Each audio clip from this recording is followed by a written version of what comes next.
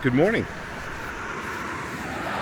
I have to admit I was a little inspired by Life of Rizzo for that opening sequence. So I'm walking down to the point I was at last night. I want to catch the sunrise over Mount Rainier. I'm in a little town called, what's the name of it? I've only had one cup. Gig Harbor here in Seattle. It's not in Seattle, it's in Washington. I don't exactly expect this to be an epic sunrise, as the sun is kind of rising. There's not really many clouds in the sky, but I think it's a great place to start the day. A day that's actually my 60th birthday. And I begin this journey that I started 50 at 60. A quest to see all 60 states. Sorry, I keep screwing that up. A quest to see all 50 states while I'm 60.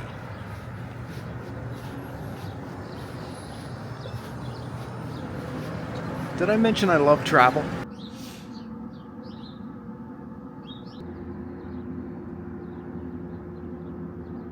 You know, when I was thinking about where I wanted to be when I turned 60, I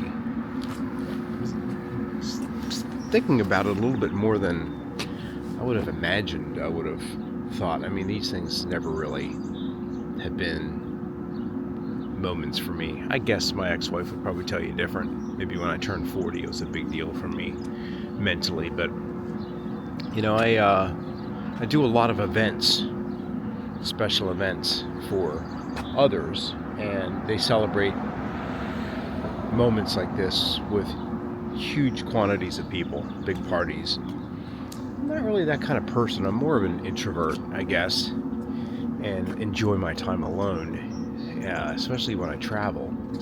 So when I turned 60, to me, it was, you know, where do I go? What do I do? You know, do I need to be on top of a mountain somewhere, or observing something that's beautiful? Well, in this case, I am. I'm not on a mountain. I'm observing a mountain.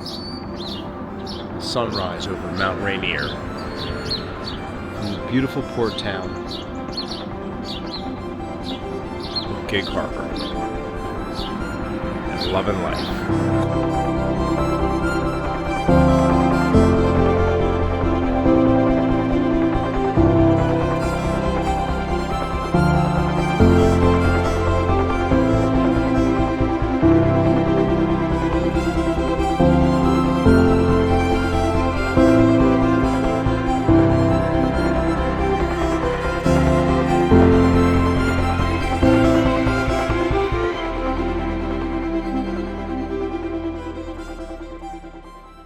Checked into this place, they said there's a stack of waivers out there that you can sign to be able to use the kayaks that are out here.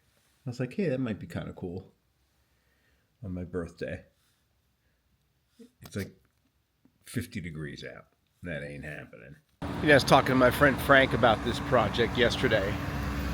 I was like, yeah, if I can actually make it through this without going broke. And he's like, yeah, I was thinking about that. He goes, you must be spending some serious coin on this. And I got to admit, I kind of broke the bank a little bit on my first couple of nights here. But I kind of wanted to start things out on a really good note. Kind of a birthday present to myself, if you would. But I'm really open to all sorts of lodging options to save money here. For instance, I'm passing a truck camper right now. It's like a cat seat between the seats. I'm open to car camping, crappy lodging. You know, I want to make it through this thing again without breaking the bank too much. You know, working part of my way through this. I'm really open to a lot of options, actually. But right now, the option I'm really looking for breakfast. Where is this place I ate yesterday? Carne asada tacos. That's what I'm looking for. So I'm on my way up to Olympic National Park and just kind of stopped at this random beach here. And apparently it's a whole, like, people are clamming and oystering. And I just talked to a couple girls that work for the state, and apparently it's a whole thing here. She gave me a card. They observe all of the clams and oysters. There's like limitations to what you can take. But when people come up, and then it helps set the, the season, or there's a whole grid thing. She showed me a spreadsheet. It's pretty involved. Never realized there was so much data when it comes to clamming. A little update to the story. Apparently, we are at Potlatch State Park in Anna's Bay.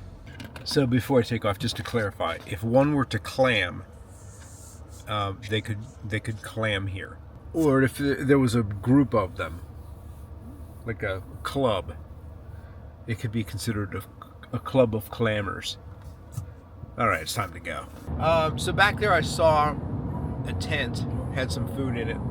It said, now I'm not making this up, coffee, ice cream, and oysters. I just stopped back there at the pool and I was talking to this older gentleman, and he said they're really starting to clamp down on all this excessive clamming. He did mention there's a nice lunch spot in this next town up here, and just to mention that I was really catching a low tide harvest down here, because they give, and mention that too, because they do give a clammers discount. Now, all seriousness aside, or all kidding aside, so I was talking to these two girls that were, they were working for the state. I don't know if they were interning, that they had the badges and they had the whole clam sheets, and they're like, it was funny. The one says, "Oh, there goes another one," and then she ran off to grab this clammer as he was coming over the hill, I guess to gather some data or information. Goes into creating their colorful spreadsheets as to tell you how many clams you could take on certain days of the week, and it's pretty involved. Probably way more involved than I was interested in, but I talked to them for a while, and what I'm getting at is,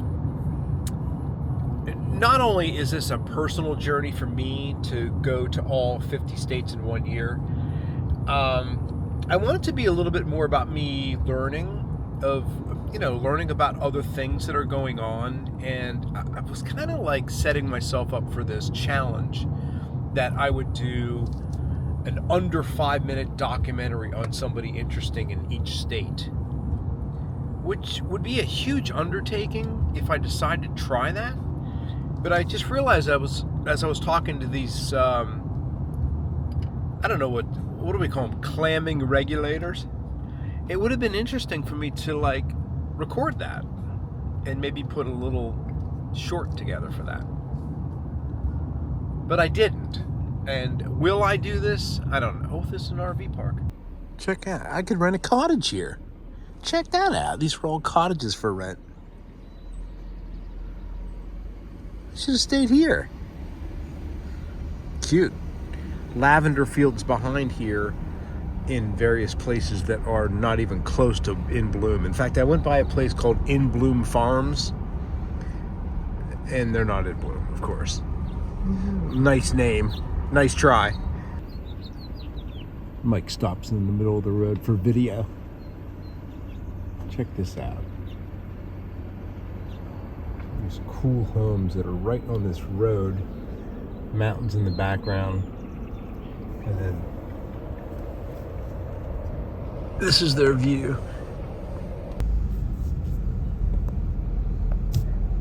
This is why I like to wander.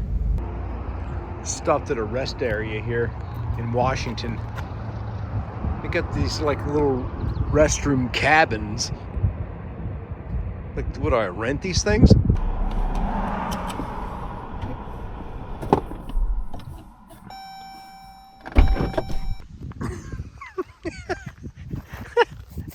There's still snow up here.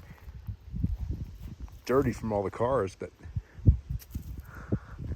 my gosh, it's gorgeous. So I started out the day essentially down at sea level, taking photos of a mountain, Mount Rainier to be exact, and ending the day driving up a road into Olympic National Park called Hurricane Ridge. Apparently they get hurricane force winds here in the winter, I believe, although I should probably look that up to accurately make that statement.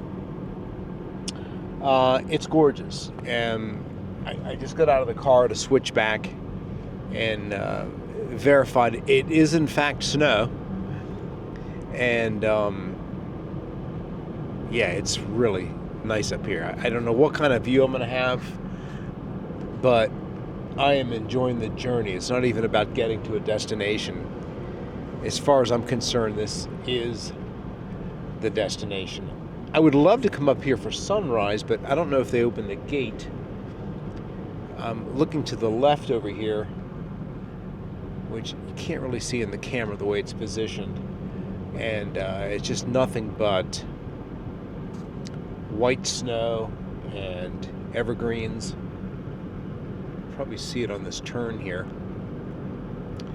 It's a wide angle lens on this, or wide angle setting on the you'll see it now as we make this turn, I believe. Yeah, this is, what a great idea this was. Got the front desk, had given me a sheet of paper, talked about the 10 kind of must-sees up in this area.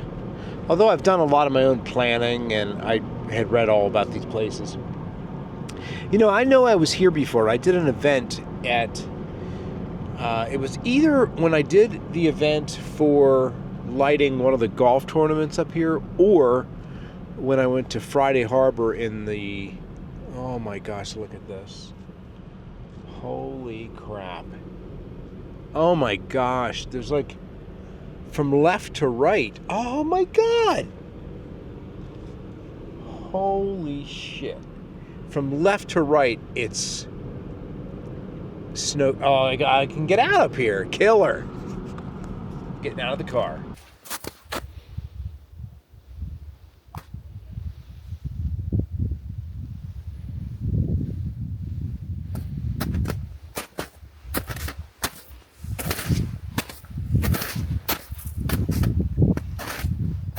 I find myself scampering about, as it were, in this snowy area up over the hill where the sidewalk ends. Hurricane Ridge. Pretty epic. Pretty epic. I'll show you the other side, but this is cool because I'm actually up in the snow.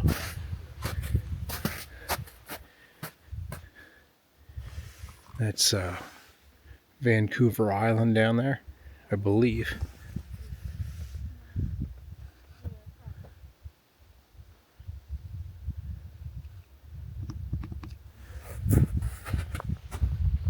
And this is me in the snow. Alright, so I guess this is a wrap up from my first full day here at 50th 60. God, look at the blue light, it's gorgeous. The blue hour. Yeah, we got this thing started. One thing I didn't mention today, I hit the I stopped and made a U-turn, went to a really cool nursery. I just got some cell phone pictures, I'll share them here.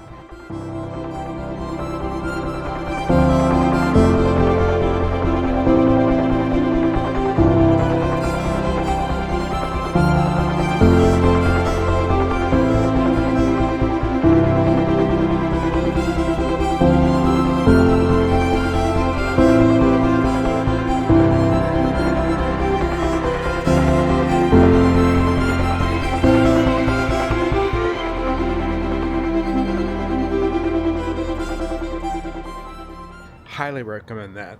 It was a little bit past the Clam Beach, which I know I was joking about that, but that was pretty cool. Had a nice drive up here, covered a lot of territory. Hurricane Ridge was awesome. I think I'll close out with a panorama I think I'm going to make, and I'm probably going to do a little bit of sky replacement because there wasn't much. It was midday. I'm going to do a lot of doctoring to that picture, I think. Anyway, I'm about to get in the car, head back to the hotel. I'm heading to other parts tomorrow. Other parts of Olympic National Park. I'm in this port town here. I don't even know the name of it. Port Angeles, I think. This is one of those typical small towns I want to do this year. You know, I just went into a little gastro pub, had a burger. It was highly recommended. Very tasty, actually. Mushroom burger, and this is small town America. I want to see a little bit more of this. That's all I got for now. I'll see you guys tomorrow. As always, more Namaste.